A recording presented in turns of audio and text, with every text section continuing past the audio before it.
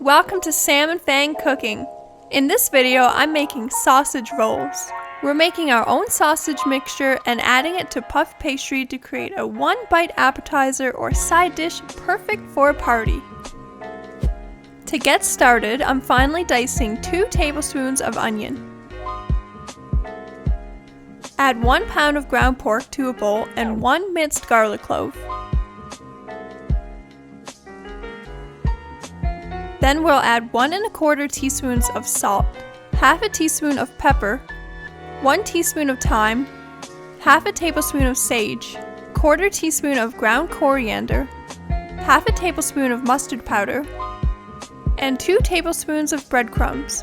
Mix until everything is well combined.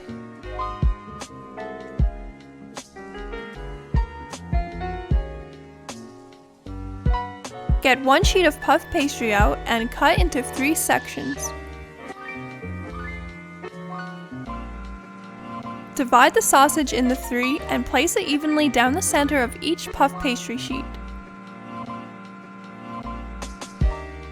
Bring one side up over the sausage and the other side of the puff pastry up over and pinch to seal slightly.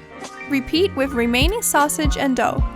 Place in the freezer for 20 minutes to firm up the dough to make it easier to cut. Whisk 1 egg with 1 teaspoon of water to make the egg wash. Take out of the freezer and brush on the egg wash. Then cut into 1 to 2 inch pieces or however long you'd like them.